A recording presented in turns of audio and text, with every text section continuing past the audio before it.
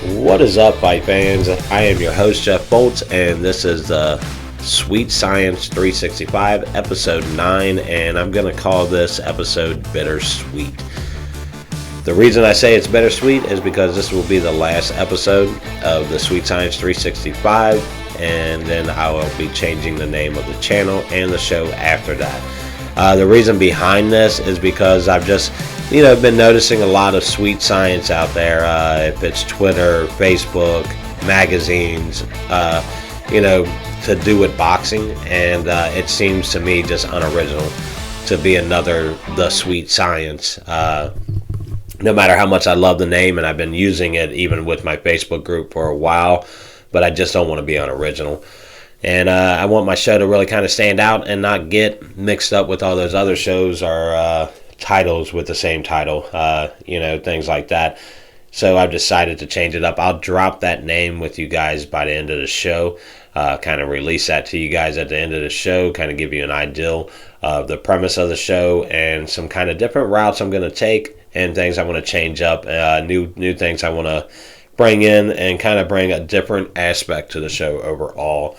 But being a full-time dad and all that kind of stuff, I almost didn't do the show this week. It's late. I missed last week's show about last week's fight, so we're going to catch up with those fights starting off this week, so we'll be a little bit behind. I know the fights this week already happened. I watched them all. I watched the fights a week before with the Regis Prograis and Zerillo, Tim Tszyu, Ocampo. I watched those fights, and then this week I caught the Berlanga Quigley fight, and then I also caught Damas versus Williams fight also on Showtime, which was some good fights overall. Not bad for boxing this week. The week before, I won't say it was a great week for boxing. You had Prograis making his debut for Matchroom. He honestly, it wasn't a good showing on his part. Of course, he was fighting a guy in Zerillo that was just kind of running around the ring. He didn't want to engage. You saw that clearly, which is weird because in the second round, he knocked Prograis down, which they did not call a knockdown. They called it a slip. Clear knockdown. But despite all that, he just stopped fighting after that. Zerillo did. He just ran around the ring. I'm just going to run. He didn't engage. I hate guys that fight like that, but then I love at the end when they raise their hands up at the 12th round as if they won the fight, knowing they did absolutely nothing to win that fight. Prograis did continue to try to attack. You could tell at times he got aggravated with trying to chase this guy around the ring. This fight, I'm not going to judge him off of, because when you're fighting a guy with that style that just runs and he doesn't engage, he's not there to fight. It's hard to fight a guy who doesn't want to fight you. It's hard to look good with a guy who doesn't want to fight, who's not going to let you punch on it. He just wants to run around the ring. So I don't really want to judge him too much on this fight. A lot of people are saying it was a bad look for him. Wasn't really a bad look for him as it was for Zerillo, who might be looking for fights down the road, and people are going to come back and say, man, what was this? I don't want to fight you if you're just going to run. And Prograis, he didn't look great in it. He did knock him down in the later rounds. And he won the fight handily, decision, unanimous decision. But, overall, when you're fighting a guy with that style, styles make matches, and when a guy doesn't want to fight you, and he doesn't want to fight, period, he's just going to run around the ring, and that makes it hard for you to look and show anybody what you have, or showcase what you have when a guy's not allowing you to do that. And I'm not saying that fighters should allow you to do that, but if you're going to run, engage. Don't run and then not engage, because then that tells me you're not there to fight. And I don't care who thinks that's a good style. That's a horrible style. That's not defensive. You're not being defensive when you're just running around the ring and you're not doing anything. That's not being defensive. That's just running. It's what it is. It's running. Ducking your opponent, trying not to engage, hoping that you can land enough to win the fight. And in that situation, you don't win those fights. It was kind of like a fight last year, maybe it might have been a couple years ago. What's his name? Consensue. Can't remember the guy's name. Starts with a C, but he's fought several times. His biggest issue is that he'll engage and then he'll run the second half of the fight and think that he did enough to win the fight when he didn't. But anyways, I think it was Oscar Valdez he was fighting when he pretty much looked like he was going to win that fight, and then he just stopped fighting and continued to run, and then thought he did enough to win the fight when he obviously didn't, and Valdez started fighting better towards the second half of that fight, and he lost the fight. But that's the reason for that, because you're going to run around, you're not engaging. Points are scored off of punches, not running. You don't get a point for ducking and weaving. Style points don't count. If you're in there dancing, showboating, you don't get points for that, people. Boxing is strictly pointed on punching. Counters, punches, activity, things like that. And if you're not active and you're not punching, then, you're not going to win. But anyways, not a good fight for Prograis. I'm not going to judge him off that fight. Let's see who he gets next on that list.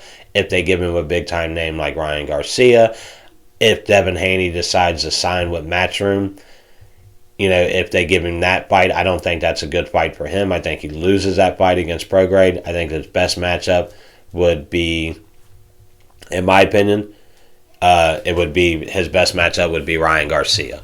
And it would be maybe a good fight for Ryan to come back and try to bounce back after a big loss to Tank. There were some other good fights on there that I really liked. I want to say the women's card. I was really impressed with the two ladies fighting. It was Guzman versus Ali. And in that fight, Ali was the bigger name fighter. She came out threw more punches. She was a more active fighter. Was landing more solid punches, but she didn't seem to have anything on her punches. Wasn't hurting Guzman, and Guzman was very, very patient, and her counters were incredible. When she countered with big power punches, and she was landing big, heavy shots on Ali. If I'm right, she took her out in the 8th round with a KO, and it was a pretty vicious knockout, but she had her hurt several times in the fight. Also, she had Ali hurt early in that fight, and Ali trained really hard, looked really good, but she had absolutely nothing on her punches that I was seeing, and that was definitely the issue because she wasn't hurting Guzman. And I think once Guzman realized that she couldn't hurt her, then she was willing to take those punches and look for the open counters, and when she was getting them, she was landing them, and it looked just absolutely beautiful. Good power punches by Guzman. A little shout out to her. The women's fight was the better fight on that card, in my opinion. 8 rounds of that fight was really, really nice. I liked seeing him fight, and overall, man, I was really impressed with Guzman's power. Can she be a little bit more active? Definitely, because some of the punches she was taking against Ali, bigger punchers are going to hurt you, and they're going to knock you out more than likely. So she'll have to get a little bit better with as far as she was great with the countering and being patient, but she's got to take less punches, in my opinion. To beat bigger name fighters. Ali is a great win for her. So congrats to Guzman over the win against Ali on that one. Then we'll jump over to the Showtime card, where we had Tim Tszyu versus Campo, and that was a one and done. Literally, when I say one and done, it was over. Tszyu went out in that first round and just absolutely threw power punch after power punch. And he knocked Ocampo out, made him look silly. It was a silly knockout. And big time, brutal knockout, really, for Tszyu, who looked really good. Came out strong. I don't know what that fight really does for him. You can't judge him off that fight. It's not going to get him, any mandatory, the fight's not going to get him much credit. It didn't go anywhere. It was short and sweet for his part. Yeah, he showed his dominance, but we really didn't get to showcase anything else in a fight that's short. Ocampo just looked overwhelmed straight from the bell. I think it was one big punch landed by Tszyu early in the round, and it kind of stumbled him for the rest of that time, and then he just knocked him out after that. It was just inevitable that he was going to knock him out either then or to end the second round. It was going to end soon. But that was a one-and-done type of fight. Tim Tszyu went in, 1 round, bam, bam, wham, thinking, man, when he was out of there, his night ended early. But on there was a really good undercard fight against some really good 2 young fighters, Sam Goodman and Rahis Alim, if I'm correct. Sam Goodman 14-0. Aleem was 20-0. Two young, good fighters, very very good. Goodman Aleem came out in the first half of that fight and he fought really really well, and he had a good fight in the second half. Goodman started to take over and looked like the better fighter in the second half and did enough to win a split decision in that one. But man, Goodman really looked good in the second half as it came along, and he didn't look bad in the first half. But it looked like a pretty even fight with him and Aleem in the first 4 or 5 rounds. It looked like a pretty even fight, and then Goodman seemed to have figured something out, and then he started taking over slowly after that, to where he did enough to win that fight in my decision. I was super impressed with Goodman, and I was impressed with Aleem also. I think he's a good young fighter, and he's got plenty of room to bounce back from a loss like this and then continue to do what he does, because it wasn't a bad loss. He didn't get beat down or anything like that. So it was one of those, it was a split decision. And he fought. He's just got to learn to finish the fight. He started out good. He just finished the second half of the fight where he kind of fell off a little bit. And Sam picked up, and Goodman looked really well. I liked what I saw in that one. And all right, let's dive into the fights this week. Oh yeah, man, there was a lot of good fight cards this week. Definitely a little bit better, a lot more action than last week, in my opinion. My damn notes keep going down too far here. Which one am I talking about first? Carlos Adames fight, if I'm correct. I'm going to talk about that one. Yeah, there was good 3 main cards. Let's actually talk about the Ioka versus Franco fight, which that was in Japan. I didn't get to watch that fight because being in Japan, I'm not going to get up I had to be up for work at 6 a.m. I'm not going to get up at 3 a.m. to watch a boxing fight. It's just too early for me. But Franco had to relinquish his belts from missing weight. Which means the only outcome could have been was Ioka winning the belts, because even if Franco won, he would have had to give those. He wasn't going to get the belts anyways. But Ioka came out and won it in what I had read, that he won it in pretty good fashion. He put a pretty good beat down on Franco. He didn't get to knock out. He got the decision, late round. He got the 12th round decision. No knockout, nothing in that fight, but Ioka won. Now he is officially the new champ of that division, and we'll see where it goes from there with Ioka. I don't want to speak too much on the fight because I didn't get to see it, and I haven't really got to see any highlights on it either. Of course, you had the Carlos Adames versus Williams fight, and I thought Carlos Adames pretty much controlled that whole fight. It wasn't a dominating fight, but he controlled the whole fight. He never looked like Williams was ever in control of it.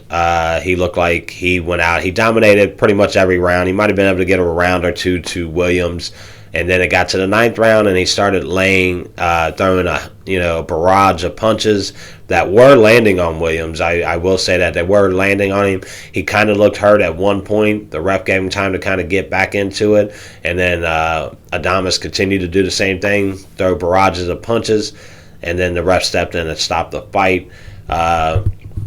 Williams' side was not happy about it, and they were saying, hey, that's bullcrap. He threw a punch when you were stopping it. But I can kind of see where the ref was coming from, and that's the whole stoppage thing in boxing is hard because it's all based off a ref's opinion on what he is seeing and what he is witnessing in the ring for him to stop a fight. Sometimes it's prematurely stopped. You could say this one was a premature stop on the ref's part in this one. But I don't think it changed the outcome of that fight. It's not like, oh man, Williams was going to knock him out at some point. I didn't see that happen. I think actually Williams would have probably gotten knocked out if the fight would have continued. Adames would have eventually stopped the fight. I don't think it would have went 12 rounds. It was close to it, but I don't think it would have went 12. Williams was looking wore down. But there was a fight on the zone card And this is why I say it's hard when you don't have a set rule in boxing for stoppages. When you don't have, I think, the same training for every rep. Like each rep uses, like I said, their own opinion on how to stop a fight or when they should stop a fight, right? So it's all based off personal opinion on their side. And we've seen a lot in boxing premature stoppages. And then we've seen in boxing where the fight should have been stopped and it wasn't, and it ends in a bad result. So it's hard to say, hey, this ref's wrong for this or wrong for that. Now, we know the obvious stoppages where you're like, oh, man, you're absolutely nuts. How do you stop that fight? I think we saw it the week before where a fight was stopped premature and it just didn't make any sense. But like I said, this one to me made sense. I understood the stoppage. Williams didn't seem to be defending himself. Yeah, he threw a punch once it was stopped, but that's one punch out of a barrage of punches that were being landed on him. But there was a fight on DAZN, the heavyweight one, down on the Berlanga card, and it was Casamano versus Kolowinski, and babyface Kolowinski. And these guys were beating the crap out of each other. Now, this whole stoppage thing, this is where this comes in for me, is that during that fight, Kolowinski looked hurt several times early in that fight, and it looked like it should have been stopped, but the ref never stepped in to stop it. He let these guys fight. Kolowinski would rebound, recover, and then go out there and start landing big punches on Casamano, and that overall was a really good fight, but there were several times it probably could have been stopped, and it wasn't. So it's like, what are the clear rules on a stoppage when there aren't any in boxing? And that's what makes it hard in boxing. It separates it because there's no real set rules. You have like the 3 knockdown rule. You have can't be saved by the bell rule, standing 8 rule, things like that. But you don't have established like, in the Prograis fight, he was knocked down in the second round by Zorrilla, but the ref called it a slip when it's a clear landed punch and Prograis goes down. Anytime a punch lands and a fighter goes down, it's usually considered a knockout 100% of the time. This was kind of clear to me, but the ref, I guess he didn't see it. He thought Prograis slipped. Maybe he saw his foot a different angle than we did, but he considered it wasn't a knockdown. When you look at it, it looked like a knockdown to me. But that's the things like that. There's no clear rules for things like this. Like if you have that situation, why aren't you allowed to go there? Why these guys go into the corner when the fight is on a break? Why is there not somebody looking at video to say, yeah, that was a knockdown, we're going to overturn it? We saw that in one fight early this year, and I'd like to see things like that continue, for them to go in and do instant replay. If you can do it in a timing manner, have one guy looking at it during that break that they're having during rounds, and to look at it and to be able to say, yeah, we're going to overturn that, give him the point, he gets that round, and that would have gave Zorrilla that round, even though it wouldn't have won the fight for him regardless. But still, not having clear rules in situations such as stoppages and knockdown rules and slip rules and things like that, not having a clear rule on that and just basically going off the opinion of the referee that he saw it correctly. We all know, man, everybody can make a mistake.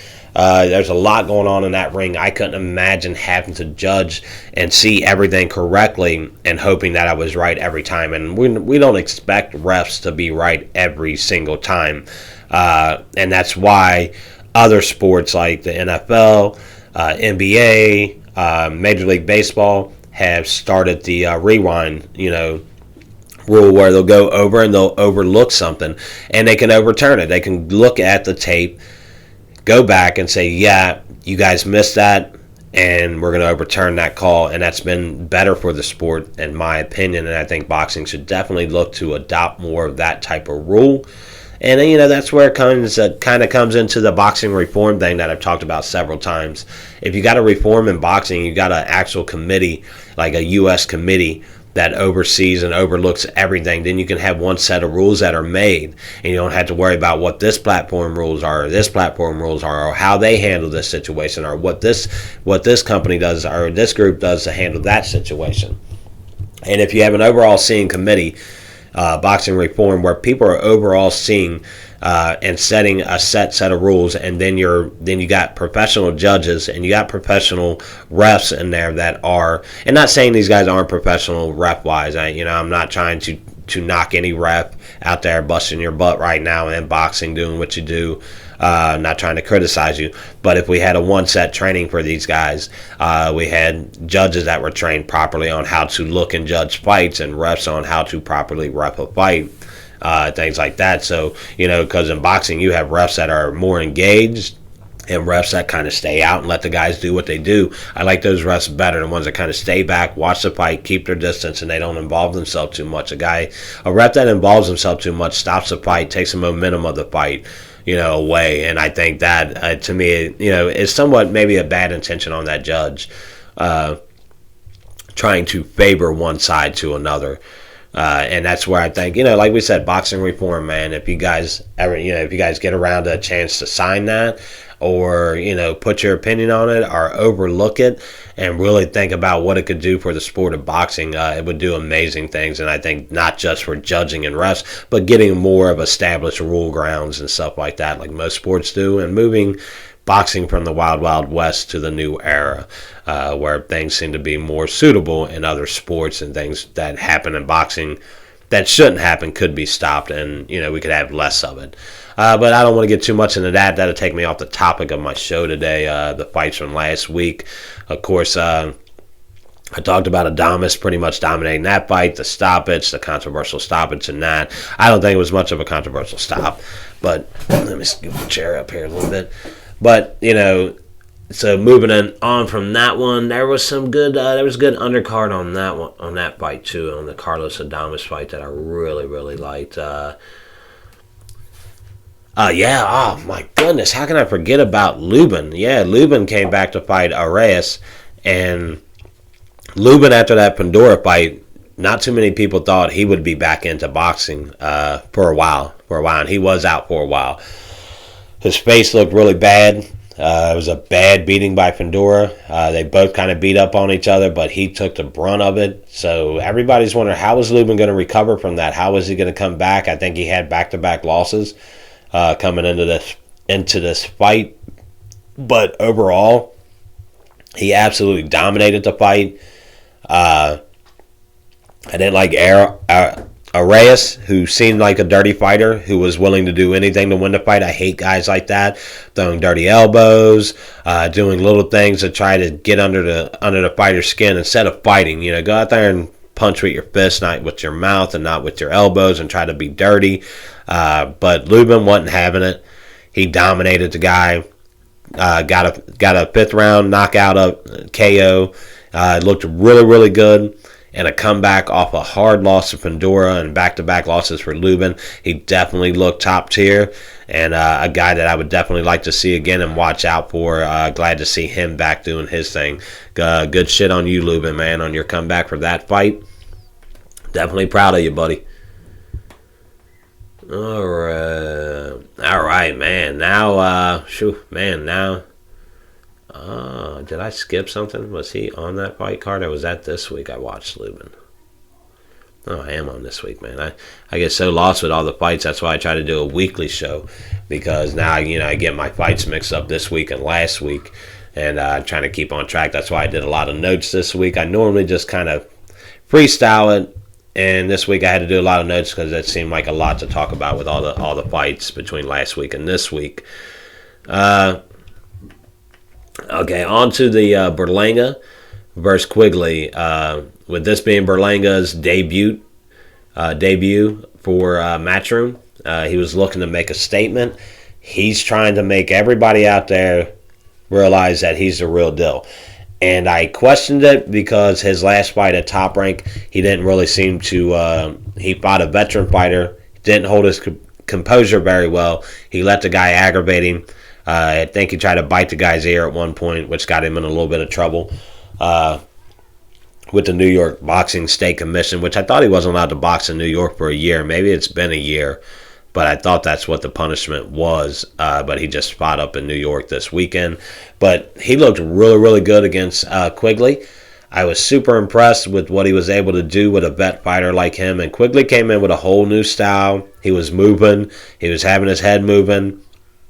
He came in with a different style against Berlanga, trying to confuse him. And, of course, it took Berlanga a little bit to get used to Quigley's style, his new style, backing him down. But with a vet fighter like that, he took some hard punches from him, and Berlanga stood up to it, and he returned a lot of hard punches, and he knocked Quigley down 5 times in this fight. So, in my opinion, he definitely came out. He made a point. He put his name in the hat, and in the hat for, you want to fight him, go get him. I'd love to see him against a guy like Munguia. I think that fight right there is a heck of a fight. I think they need to get off the Canelo ship. That's not going to happen. Berlanga's not going to get that shot to fight Canelo, in my opinion, especially with him going over to PBC now. There's no way. He's not going to come back even in 3 years. So what, you're Berlanga, you're going to wait 3 years to fight Canelo. Move on with your career at this point and go fight guys like Jaime Munguia and possibly a Triple G fight, which I don't see that fight happening because I think Triple G, honestly, I think he's going to retire. I don't think he wants to take any fights against younger guys like Berlanga, even though I think if he connects with Berlanga cleanly, he's gonna knock him out. But I think the Munguia-Berlanga fight would be the best fight on the table for him. Best fight on the table for Matchroom and DAZN, with both of these guys needing big fights. I mean, Jaime pretty much just fought his biggest fight of his career a few weekends ago, and man, he took a beating. He came out with a W in that fight, but he took a beating from a good vet fighter. And so it's like, you want to match him up. I think you got to match him up with a guy like Berlanga. They're in the same stable. They're with the same company. It shouldn't be hard to make that fight, and it should happen next. Berlanga should definitely be in that running to fight Munguia, and that's the fight I think you had to make happen. Outside of that, I don't know who you match him up with right now, who's a big name that's going to fight Berlanga, who is not as big of a name at this point. He's making his name, making a point with Top Rank that, hey, I'm a big-time fighter. He impressed me, though. Definitely was impressed with Berlanga this week and his outcome on it. The way he fought, definitely was super impressed with that, man. Let's see what the undercard, man. Oh, yeah, I talked about a little bit on the undercard on this one with the heavyweight fight, man. And goodness gracious, was that a battle? Man, where am I at here? Casamado. Which, I talked about these guys, Casamado and Kowalski. Man, these guys literally just beat the hell out of each other. And I think it was the 8th round that Kuzmado finally got the TKO stoppage. And this was a fight that we just talked about, that I was just talking about the stoppage thing, when these guys are just beating the crap out of each other. And it's hard to say, in the instances where I thought that fight could have been stopped, every single time Kowalski, he recovered and he came back in the same round to throw punches to stun Cusimano the same way Kus did him. And that's why it's like, man, like, yeah, if you stop that fight in the 3rd, is it a premature stop? Even though Kowalski was hurt, he was clearly hurt several times in that fight, dazed, going back to his corner, wobbly leg, in the corner, his guy saying, hey, stick with me, putting water on him. He was clearly hurt. So in that type of instance, are you saving the fighter? Because as much as we love a knockdown, drag-out fight, and as much as I love it, it's also not good for a fighter. It's not something like this fight will linger on Kowalski for the rest of his life. He's 35 years old. You better believe that this type of fight put damage on him that he can't recover from at this point in his age. And now it's to the point that this is where a stoppage rule should be in place, that even if that guy was able to recover in those rounds, he was too hurt to want to continue that, for him to probably continue that fight. A fighter's never going to say, no, I'm done. No mas, Duran. You're not going to hear that a lot of times. I've seen it a few times. Guys don't come out of the corner, of course, but there's reasons they're hurt, and their corner's like, hey, we're not going to continue to do this. But that's protecting your fighter. In this situation, Kowalski's corner wanted to stop that fight. You could tell they had the rag in their hand several times, getting ready to throw it in. But then they would see him start to recover, and then he'd start throwing punches, and he'd start being active. And in their mind, they're like, okay, well, he's fighting back, so everything's okay. In the long run, in the long term, that's not going to be good for that guy, man. He's 35 years old. He's not going to recover from that type of beating like he would when he was 25. His brain's not going to recover the way it should, taking big-time punches like that in that situation. So that's where the whole stoppage thing, where is that one standard rule without having several different rules and just basically a ref's opinion and his view on when that fight should be stopped, and that's what makes it rough when you don't have a standing rule for something like that. That fight was really awesome. But on that card, which I want to introduce something new to the show, man. I don't know what I'm going to call it yet. We'll do it with the new show more, and I'll have a name for it probably for that show. But I want to start giving these young guys shout-outs, you know what I mean? Like that Sam Goodman, Aleem fight. Great guys, great young fighters like that coming up in the sport. This weekend, for the first time, I got to see Yankiel Rivera, a Puerto Rican fighter that I've been hearing a lot about. I finally got to see this young guy fight. I think he's only 4 or 5 fights into his professional career, and he looked absolutely amazing. He was on the DAZN undercard, the Berlanga undercard, and this kid looked amazing. I loved what I saw. I think I literally jumped out of my seat when I saw him on the undercard, when I saw him, he was the next fight coming. I said, holy crap, I've been wanting to see this guy. I've been hearing about him so much. He's so new that you can't even really Google him. On Google, you can't really even Google the guy yet. That's how fresh this guy is. So I want to give a shout out to this young man for an amazing fight. Guys, give a look out for Yankiel Rivera, young fighter on the up and comer. I want to say he's a bantamweight, and he's definitely going to be a threat in that division. Each week I want to start to give shout outs to these young guys, these young fighters, man. I want to get you guys hip to them, let you guys know who is who and who's coming up and who to watch for. Because sport, that's boxing, man. It's always next. Who's next? We seem to have a flooding of talent right now in boxing. And I think it's a good time to start giving these young guys a shout out and some recognitions on a few shows. And every week I'm going to try to make that a thing on my show, my weekly shout out for young guys, young fighters, men and women. I don't want to just say young guys, men and women, man, because women are great fighters. Just along with the men and the women's boxing is through the roof right now. The talent level there is amazing. So I don't want to just say young men. We're going to give a shout out to young boxers, man. Young boxers. Let me fix what I say there. Fix that. Young man. Young boxers, man. We're going to give a shout out to those guys, men and women, on both sides. We're going to try to do that every single week. I did mention that at some point I'm going to talk about, boxing news right now. I was going to get ready to announce the name of my new show for you guys, but like I said, I'm going to wait to the end of the show to do that. I'm really excited about the new name, though.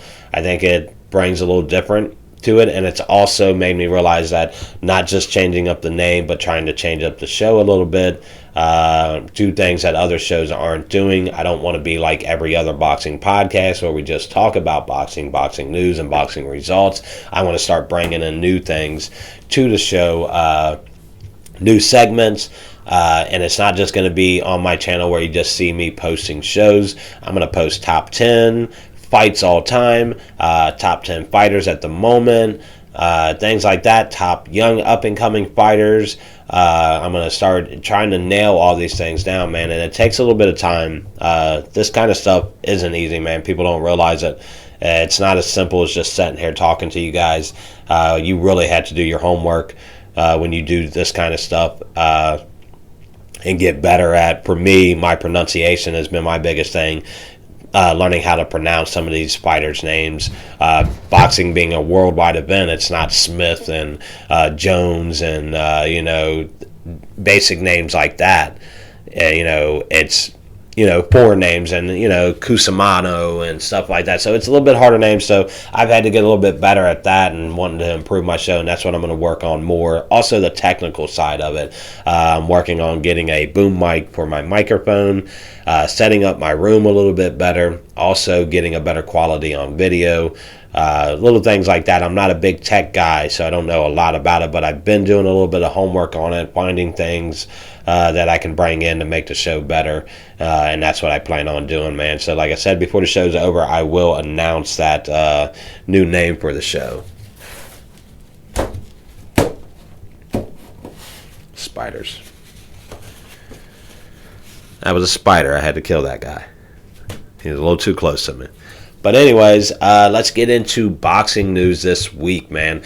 The biggest news of the week is obvious. Canelo's new 3-fight deal with PBC, and he is already scheduled to fight Charlo in September. September 16th is the date that I am hearing. Nothing is set on that yet, but that's Mexican Independence Day, so more than likely that's when the fight will happen because Canelo loves to fight on that weekend.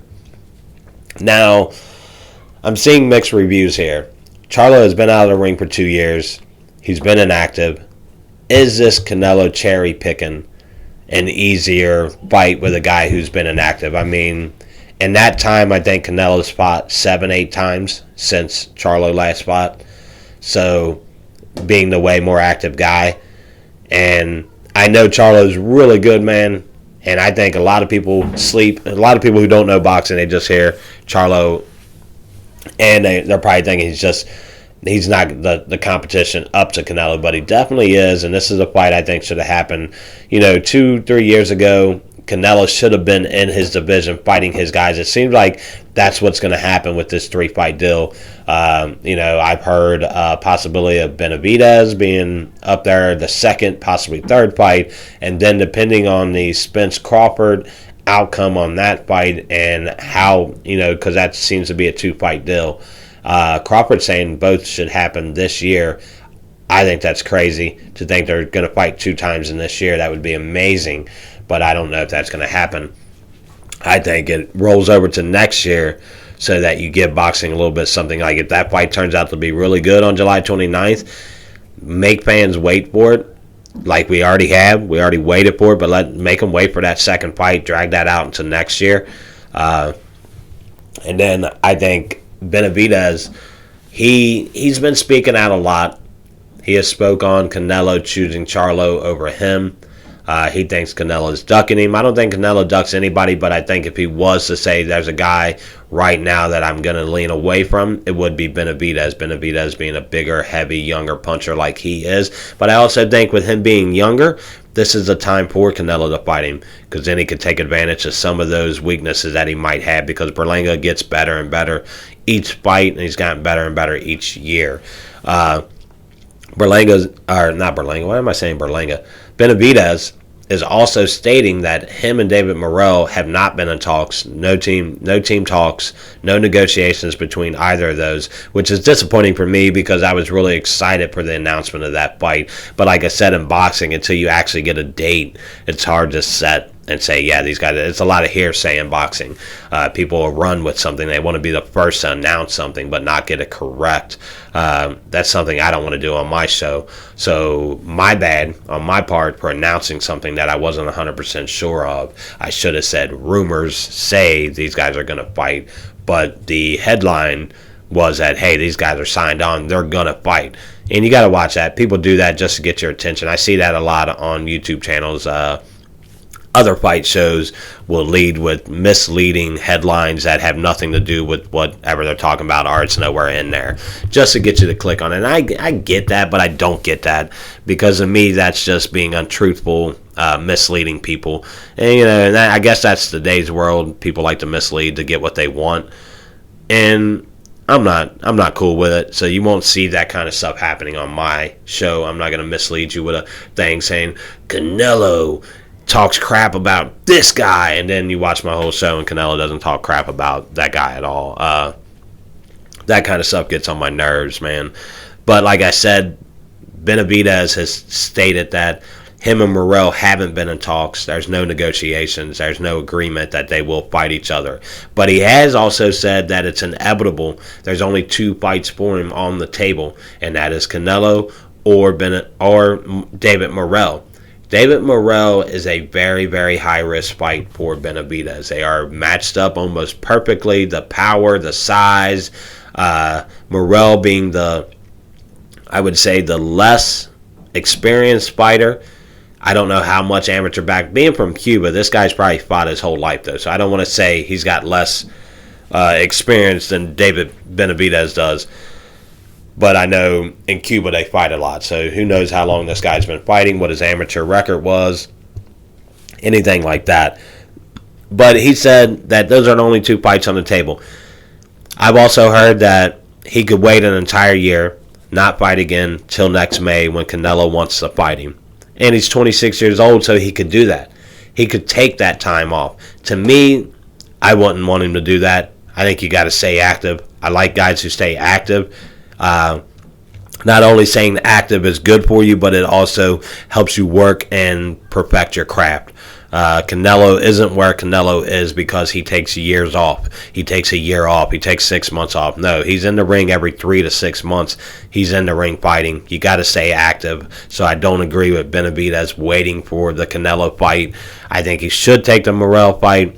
And honestly, man, that fight right there could possibly set up who will fight Canelo in May, in my opinion. Because I think if Benavidez and Morrell sign on, I think the winner of that could get the Canelo fight after that. And even with Morrell being as young as he is, not that many pro fights, he would still, I think, if he came out and he beat a guy like Benavidez, then you could definitely put his hat in there for the next guy to fight Canelo. But I'm also hearing Spence could be the 3rd fight on that. I think that's more of a wishful thinking fight.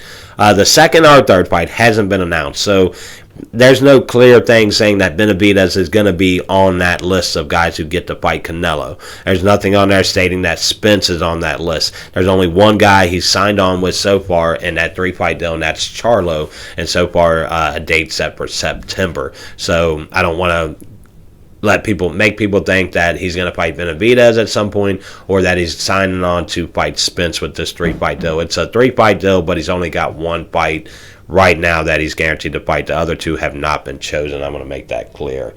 So that way we're not misleading anybody on, oh man, Canelo's going to fight Benavidez. I don't want that to be, on me. That's not signed on. That's just what people say with him being with Showtime now, PBS. They've got a great stable of guys, man, and in there is Benavidez and Morrell and Spence and Charlo. So he's got a good core of guys to choose from if he really wants to set his feet in that super middleweight division. And this is the route to do it. Establish and grab every belt in there. I don't think he's gonna. I think in this 3-fight, I think he loses one of these 3 fights. I really do. I don't want to say he didn't look that great against Ryder because Ryder's a tough guy, really tough.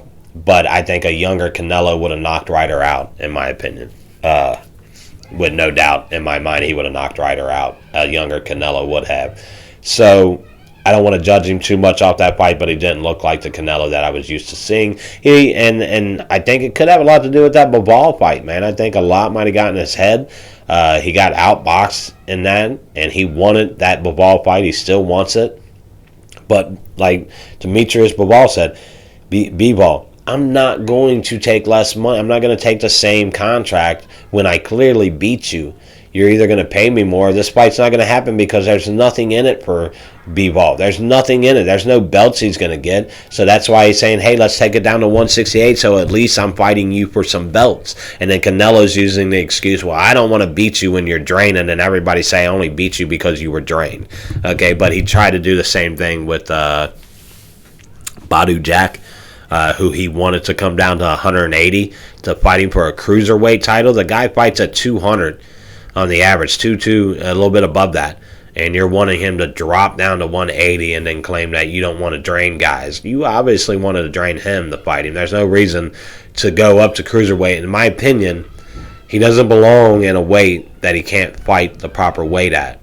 If he can't fight the guy at the weight of 200, the belt weight, then you shouldn't be up in that division, and you shouldn't be belt chasing. So that's how I looked at that. He's just chasing belts. Who's next? Who's got a belt I think I could take away from him? You know, wishful thinking. You get up in them higher ranks, you're going to get knocked out. Take more of a chance to get knocked out. And also in other news, looks like what I said is slowly coming to fruition. You know, Ryan Garcia, the Golden Boy relationship is diminishing. It's slowly falling apart.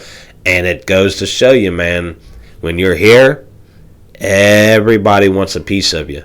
Everybody wants to be next to you. Everybody wants to be your friend. Everybody wants to be your promoter. Everybody wants to be your manager.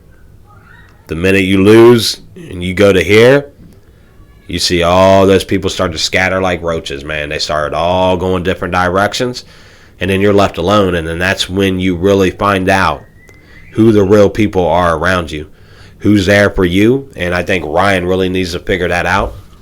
Like I said, when he did that presser by himself, Goosen wasn't there, or Oscar, and then Oscar claimed some lame-ass shit. I'll call you out on this, Oscar De La Hoya. He claimed some lame-ass shit that there was death threats on you and you had to leave the arena immediately, but you stayed the whole fight. If there was death threats against you, why would you even be at the arena? But you stayed the whole fight, and then the presser, I gotta go home. Oh, I'm so scared of these threats. You weren't scared of them during the fight. You were out there shaking hands, talking to everybody, smiling. The minute your guy lost, you disappeared. As a fighter, you're not anybody I would want as a promoter. I think you are a bad promoter. I really do. I think Golden Boy Promotions will destroy a fighter. They'll milk you, and the minute you don't have any milk left, they'll dump you to the side, man. Send them out to the pasture, send them over to the meat house, and let them get slaughtered. And I think Ryan has a lot of talent still left in him, and he needs to find a way to get out of this contract with Golden Boy. I don't know how long the contract is, how many fights he might have left on it, but if he wants to save his career and he wants to focus on boxing, then he needs to get away from Golden Boy, who's going to put him in another situation that's probably not good for him, put him in a fight that another fight he's not ready for, even though Oscar claims he didn't put him in that fight against Tank. He didn't want to fight against Tank. I think that's what started the whole thing with these guys. One, Oscar's a fucking snake. I'm going to say that right now. Oscar is a snake. If you don't keep your grass cut, he's the guy that will fucking bite you. He's a snake. Canelo showed that. His actions show it. He talks so much bullshit, makes up so much shit. He's a guy I call the new Don King of boxing, and that's Oscar De La Hoya. The new Don King of boxing is Oscar De La Hoya. Ryan will be suing them in no time for money they're not going to pay him at some point. And when that whole relationship goes south, and I said it was going to happen after that presser, I called it on my show. I said, watch, this is all going to fall apart. And now Ryan's going to have to figure everything out, man. And it sucks for a young guy like that to be going through this right now when your promotional company, your manager should be having your back instead of trying to take you to court and sue you in a lawsuit saying that you would badmouth Golden Boy. When Golden Boy, Oscar De La Hoya of Golden Boy, was on Twitter calling you out, telling all your business to people on Twitter, and all you did was respond to him, but now you're bad-mouthing Golden Boy. Maybe pull a lawsuit against them for defamation of character against you. And that's what I would do in return if I was Ryan Garcia, just file defamation lawsuit against them for, doing the same thing that they're trying to sue you for right now. I think that situation is a bad situation for Ryan. Getting away from Golden Boy would be his best thing, man. Good luck, Ryan, on that. Hopefully you can focus with your new trainer, Derek James, and get back in the ring and get back on top, man. You're a good young fighter. You got a lot of ability. Don't let a company and a guy like Oscar De La Hoya bring you to his level, man. All right, guys. This is my show for the week. Like I said, at the end of the show, I would announce the name of the new show that I'm going to start and the name of my new channel. And here it is, the official announcement of the new name of the new show. It's going to be called Bourbon and boxing. We're not only just going to be talking boxing. I'm going to have a little bit of bourbon I'm going to be sipping on during the show. We're going to showcase a new bourbon every week at whatever I'm drinking. I'm gonna showcase it you guys, and we're gonna set back. We're gonna have a more relaxed show. Bourbon and boxing is still the main premise is gonna be boxing. It's gonna be about fights, results, news, all that stuff. But we're also going to, like I said, I'm also going to try to start putting new segments in there and try to bring in new things to the show to make it a little bit different than other podcasts or other shows out there who are talking about boxing, man. I want to start giving younger guys more shout-outs, bring more attention to the sport for these guys and things like that. And like I said, the name of the new show is Bourbon and Boxing that will showcase next week. I'm working on a logo. I got the idea. Just got to get somebody to draw it up for me and see where we can go from there. But like I said, man, thanks for listening today. Thanks for watching. Once again, my name is Jeff Bolts. This is the Sweet Science 365 last podcast. Thank you guys for tuning in. Like I said, the new name of the new show for next week will be Bourbon and Boxing. Tune in for that also. All new channel, all new show. Thank you guys. Don't forget to subscribe and like.